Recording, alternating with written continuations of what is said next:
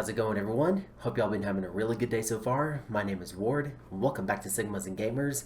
And today we got some very exciting news that Microsoft actually will be acquiring Activision and Blizzard. Based on the recent news that's been circulating so far, and gotta say that's like another one for Microsoft to actually acquire. You're just like how Disney's been doing with Lucasfilm and Marvel, and now Microsoft owns owns Activision and Rare Studios and plus many more, or including Bethesda Game Studios as well. So, without any further ado, let's go ahead and dive right into this really big news at this point. So, of course, which will actually start off saying that Microsoft will be buying Activision Blizzard for $68.7 billion. And Satya Nadella says the deal will play a key role in the development of metaverse platforms. Yikes, metaverse. So, Microsoft is acquiring Activision, the troubled publisher of Call of Duty, World of Warcraft, and Diablo, and the deal will value Activision at $68.7 billion, and far in excess of the $26 billion Microsoft paid to acquire LinkedIn in 2016. It is Microsoft's biggest push into gaming, and the company says it will be the, in quotes, third largest gaming company by revenue behind Tencent and Sony, even once the deal closes. So Microsoft plans to add many Activision's games to Xbox Game Pass once the deal closes. So with the acquisition of Activision, Microsoft will soon publish franchises like Warcraft, Diablo, Overwatch, Call of Duty, and Candy Crush. Upon close, we will offer as many Activision Blizzard games as we can within Xbox Game Pass and PC Game Pass. Both new titles and games from Activision Blizzard's incredible catalog, as mentioned by the CEO of Gaming, Phil Spencer. Gotta say, Phil Spencer's an awesome guy. So Microsoft Game Pass now has 25 million subscribers as Microsoft continues to acquire studios to boost the subscription service.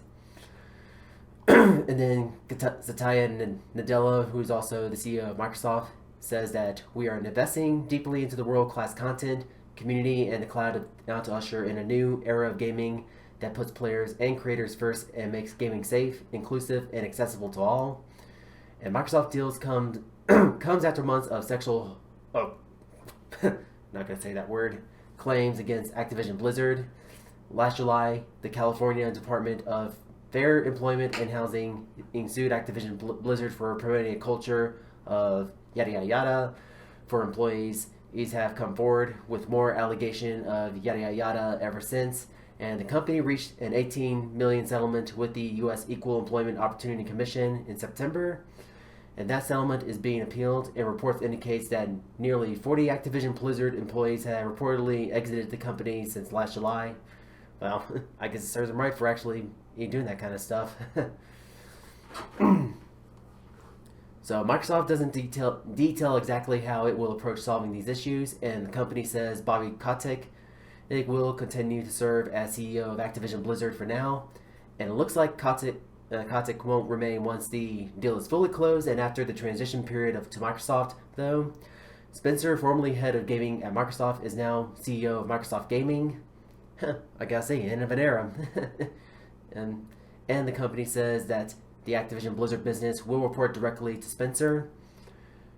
As company, Microsoft is committed to our journey for inclusion in every aspect of gaming among both employees and players, as mentioned by Spencer, which he will also continue saying that we deeply value individual studio cultures. We also believe that creative success and autonomy go hand in hand with treating every person with dignity and respect. I gotta say, I love this kind of culture. And we hold all teams and all leaders to this commitment, and we are looking forward to extending our culture of proactive inclusion to the great 8 teams across Activision Blizzard. So Microsoft's huge Activision Blizzard deal comes nearly a year after the company acquired Bethesda for $7.5 billion, and at the time, that acquisition bolstered the company's first-party Xbox game studios to a total of 23, and was seen as a huge boost for Xbox Game Pass. Microsoft now expects the Activision Blizzard deal to close its fiscal year 2023, which means we might not see this deal approved for up to 18 months.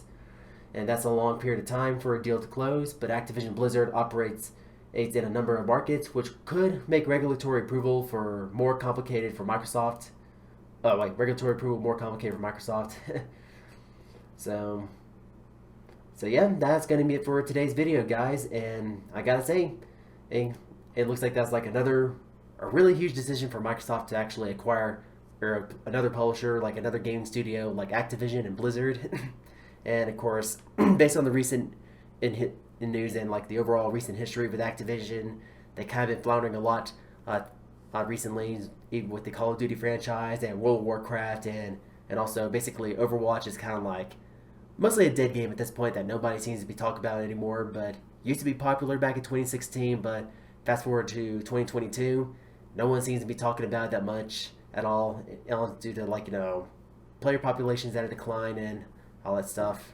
But hey, that's kind of like I think that's kind of like the fate of most online games, games that usually do not kind of constantly have any updates and all that. But I don't know, like I'm actually kind of cautiously optimistic about this, like what Activision will be doing, and now that it's going to be acquired by Microsoft, which has now basically owned a lot of other gaming publishers and developers, as I mentioned earlier in this video, which is basically they're kind of becoming more like Disney and basically a monopoly at this point. And who knows? Only time will tell and see how things are gonna turn out. And who knows? It might actually turn out to be a good thing. And even though ever since Microsoft has acquired Bethesda almost a year ago, I gotta say, like, I think it might turn out to be really good, especially like with the upcoming game Starfield, which is going to be coming out later this year. You're on the 11th of November, and that's one of those games I'm actually really looking forward to playing, as someone who likes Skyrim and also he was also a fan of science fiction.